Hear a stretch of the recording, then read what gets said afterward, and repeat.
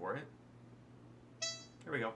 Hey everyone, I'm Bradford Goodrich, and for June 24, 2013, I'm asking the question, what is it about this Jesus? So Friday we were talking about God's first command to Adam and Eve. I started to say something about what God means when he gives a command, or what's behind it. If I let the video continue, I would have said that God's command is one of love, that he gives Adam and Eve this command in order to protect them, to keep them from knowing about evil, and that it's because he cares so much about them. And while that's true, and while God's laws reflect his character, that he is love, that's only a part of it. The fact that there's a command, and that Adam and Eve could die if they disobeyed, suggests that there's some sort of opposing force. And we get a better idea of this opposing force to God in Genesis 3:1. Now we have to remember that we can't just see God as creator and provider, but also as a ruler. If he's God, then he's in charge of everything. Everything is because of him. And so in Genesis 3:1, the Bible introduces us to this serpent, and Eve gets herself into a situation where she is in contact with the serpent. And the serpent asks her, did God really say that you couldn't eat from any tree in the garden? You see, God's kingdom is in question. This is what the serpent's doing. He's questioning God. And so God creates this perfect world as he always intended. And he has Adam and Eve as the first two human beings on earth. And he gives them this test. We could say that, yeah, it's just a test to keep them safe from the opposing force, from the serpent. But we could also say that it's God needing to know where their allegiance truly lies. And he's not going to force them to join his side.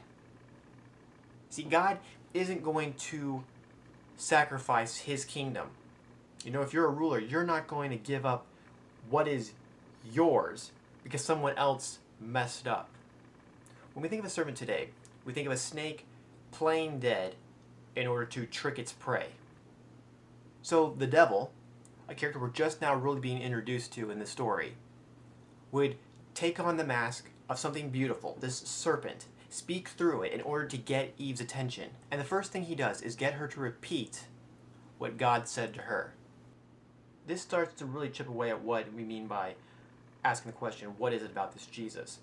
See, the question suggests that the more we learn about Jesus, the more we care about him. But seeing who God is and seeing who Satan is, these two sides,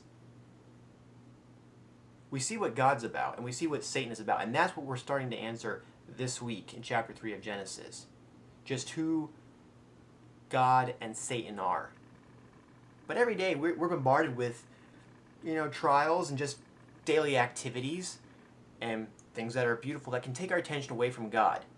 Where we care so much about the things around us, but how much do we really care about Jesus? And so going back to the Bible and looking at who God was at the beginning and seeing him as he was there and continues to be today, it helps us to see just where our relationship is with him. And for anyone who's new, it asks them where they would like their relationship to be with him now. And the reason we've been taking it step by step or verse by verse is to make sure we clearly understand God,